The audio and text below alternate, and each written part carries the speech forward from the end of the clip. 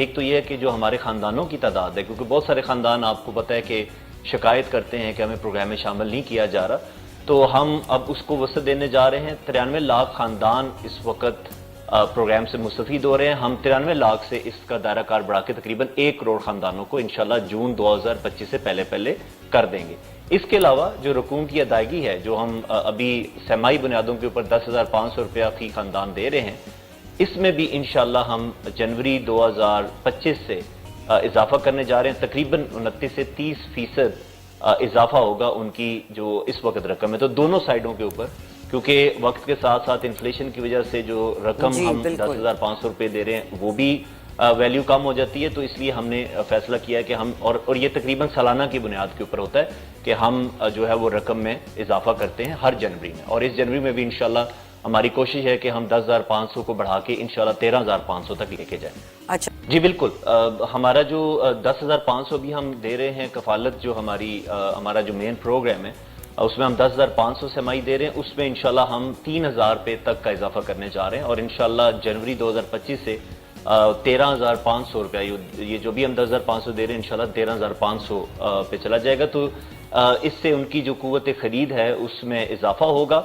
اور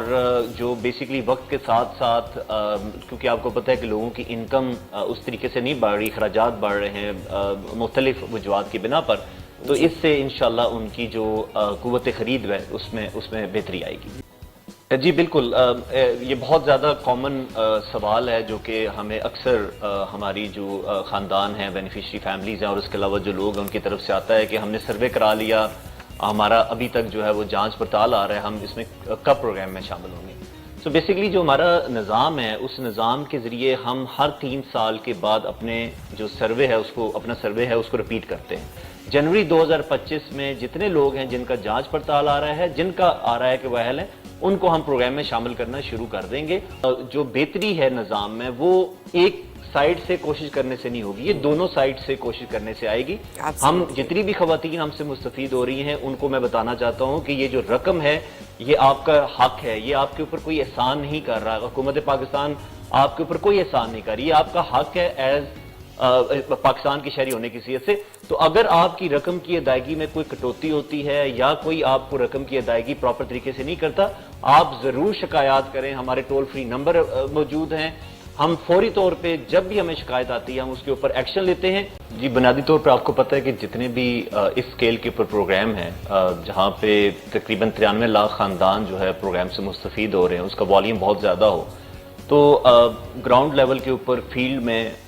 جو چھوٹی موٹے ایشوز ہیں کٹوتی کے وہ آ جاتے ہیں، اور اس کی جو بنیادی وجہ تھی وہ یہ تھا کہ لوگوں کے پاس جو پیمنٹ لینے کے آپشنز تھے وہ بہت لمیٹڈ تھے۔ ہمارے پاس صرف 2019 سے لے کے ابھی تک صرف 2 بینکس کے ذریعے ہم جو ہے وہ رقوم کی ادائیگی کر رہے تھے، تو اب ہم نے حال ہی میں اس نظام کو تبدیل کیا ہے،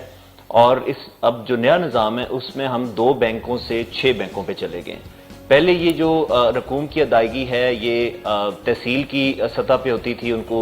خواتین کو شہروں میں آنا پڑتا تھا، ان کا کرایہ خرچ ہوتا تھا، اور اگر ان کو کسی دن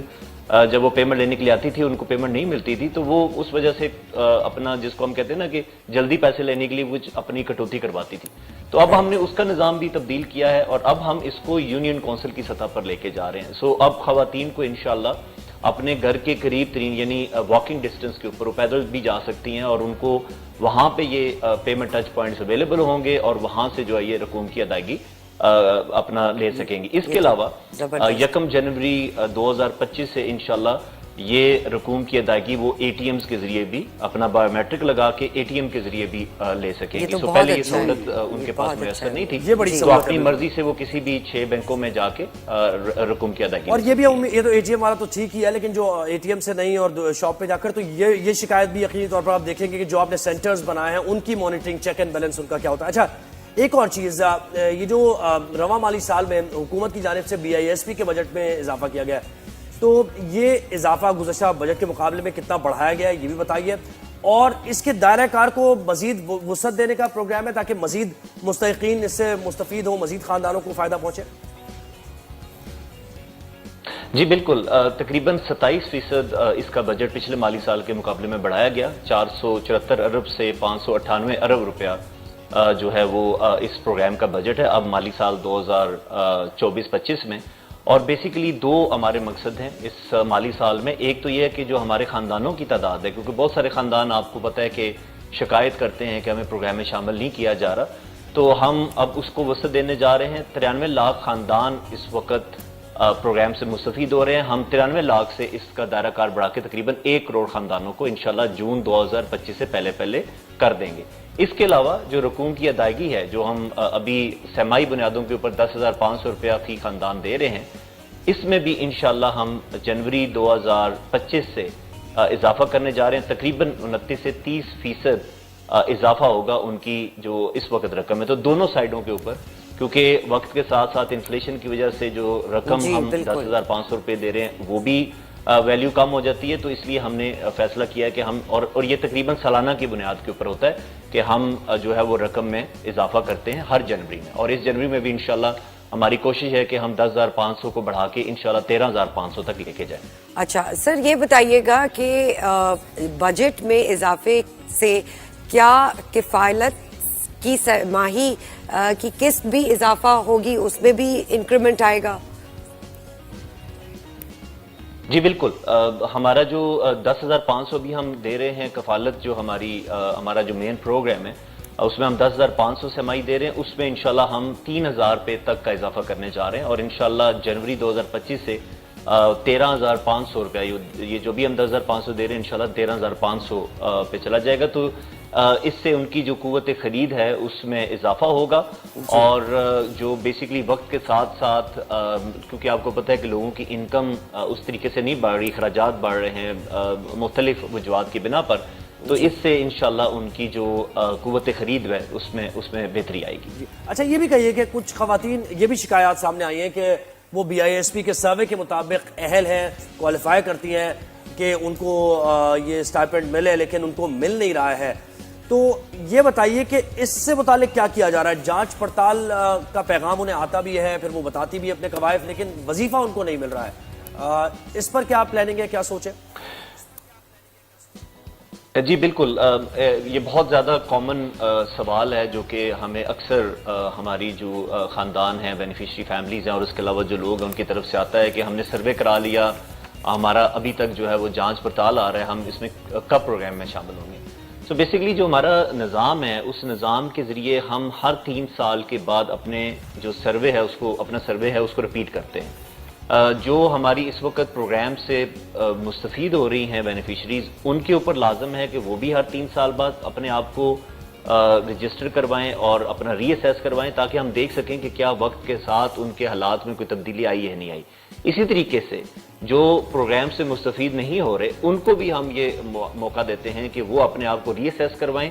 اور دیکھیں کہ وقت کے ساتھ ان کے حالات میں اگر کوئی تبدیلی آئی ہے یا وہ پروگرام کے لیے اہل ہیں تو وہ اپنا کریں. تو اب بہت سارے لوگ جنہوں نے بھی سال ایک پہلے سروے کروا لیا ہے, وہ سمجھتے ہیں کہ سروے کرانے کے فوراً بعد جو ہے وہ ہم پروگرام میں شامل ہو جائیں گے. ہمارا نظام یہ ہے کہ ابھی ہمارے پاس جو بجٹ ہے وہ صرف 1 کروڑ خاندانوں کو پروگرام میں شامل کرنے کے لیے. اب ان 1 کروڑ خاندانوں میں سے کچھ خاندان ایسے ہوں گے جو پروگرام سے مستفید ہو رہے ہیں,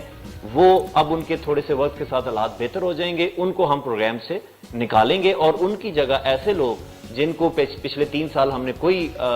جو ہے وہ وظیفہ نہیں دیا, ان کو ان کی جگہ پہ ہم شامل کریں گے. انشاءاللہ ہم جنوری 2025 سے, میں سب کو آپ کے پروگرام کے توسط سے بتانا چاہتا ہوں کہ بار بار سروے کروانے کی ضرورت نہیں ہے. جس نے سروے کرا لیا ہے پچھلے 1-1.5 سال میں, ان کو دوبارہ سروے کرانے کی ضرورت نہیں ہے. جنوری 2025 میں جتنے لوگ ہیں جن کا جانچ پڑتال آ رہا ہے, جن کا آ رہا ہے کہ وہ اہل ہیں, ان کو ہم پروگرام میں شامل کرنا شروع کر دیں گے, اور انشاءاللہ اس مرحلے کو جون 2025 تک ہم مکمل کر دیں گے انشاءاللہ. یہ تو آپ نے بہت امیزنگ اپڈیٹس دیے ہیں. اچھا نوید صاحب یہ بتائیے گا کہ کچھ شکایتیں یہ بھی آتی ہیں کہ جو سٹاف ہے, جو آفیشلز ہیں, جو ڈسٹریبیوٹ کرتے ہیں, ان کو آپ کیسے مانیٹر کرتے ہیں, ان کا ایٹیٹیوڈ کیا ہوتا ہے, کس طرح وہ بات کرتے ہیں خواتین سے؟ کبھی کبھی ان کی طرف سے بھی obviously it's a two-way street کہ وہ خواتین پریشان ہوتی ہیں تو وہ آگے سے وہ بھی پریشان ہوتی ہیں, عزت نفس کا. تو ان کی کوئی ٹریننگ یا کوئی ایسی چیز جو ان کو سکھا سکے کہ اور بہتر ایٹیٹیوڈ کس طرح رکھنا ہے؟ جی बिल्कुल जी, बेसिकली होता ये है कि हमारी जितनी भी ख़वातीन हैं हमारे लिए बड़ी काबिल एहतराम हैं, और वो जब उनको पूरा दिन इंतज़ार करना पड़ता है पेमेंट के लिए, या अगर 1 या 2 घंटे भी इंतज़ार करना पड़ता है, तो बहुत सारी ख़वातीन गुस्सा में भी आ जाती हैं, बल्कि बिल्कुल वो जायज़ होता है, क्योंकि हमारा काम है उनको बेहतर सर्विस फराहम करना। और हम अपने फील्ड ऑफिसर्स को कहते हैं,